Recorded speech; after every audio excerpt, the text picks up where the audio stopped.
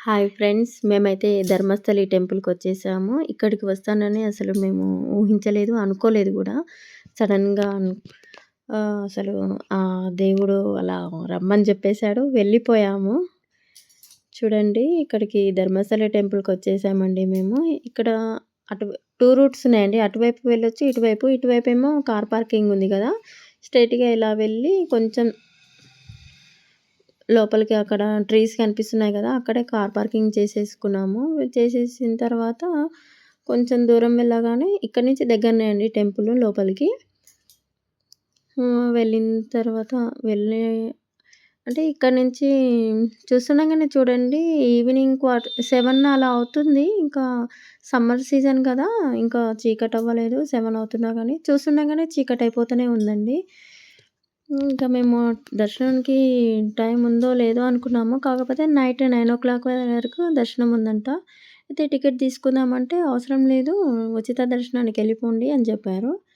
అంటే ఇక్కడ టెంపుల్ చూస్తున్నారు గదా మీరు. ఇక్కడి నుంచి ఇలా వెళ్ళాము. ఇక ఉచిత దర్శనానికెళ్ళాము. కౌంటర్ 3 అండి ఉచిత దర్శనం అనేది. సరే అని అక్కడికి వెళ్ళాము. అక్కడికెళ్ళిన తర్వాత ఇది పిల్లలని కాదు, మగవాళ్ళకైతే కంపల్సరీ పంచా కట్టుకోవాలి. అండ్ లేడీస్ శారీ లేదా పంజాబీ డ్రెస్. సేమ్ ఇక్కడ గోకర్ణలో ఎలాగైతే ఎలాగో వెళ్తారో ఇక్కడ కూడా ట్రెడిషన్‌గా వెళ్ళాలండి. మేమైతే ఇక్కడ జెంట్స్ ప్యాంట్ వేసుకోవచ్చు, లేకపోతే పంచ కూడా వేసుకోవచ్చు. అలో ఉందండి. జీన్స్ అలో లేదు జెంట్స్‌కి. నార్మల్ ప్యాంట్, పంచ అలో ఉంటుంది. కాకపోతే వాళ్ళు షర్టు వేసుకో దర్శనానికి వెళ్ళేటప్పుడు షర్ట్ వేసుకోవద్దు. షర్ట్ రిమూవ్ చేయాలి.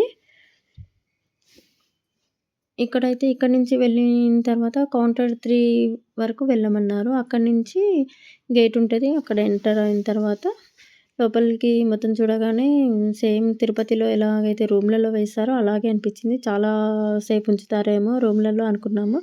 లేదు, ఎక్కువ సేపు ఉంచలేదు. భక్తులు కొంచెం తక్కువగా ఉన్నారని వెంటనే దర్శనానికి పంపించేశారండి. ఏకాదశి ఆ టైంలో అయితే ఇంకెక్కువగా ఉంటారు గదా!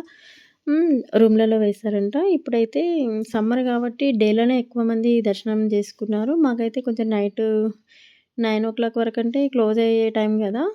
అందుకనే కొంచెం ఫాస్ట్‌గానే వెళ్ళిపోయారు. చూడండి, మూవ్ అయితేనే ఉంది.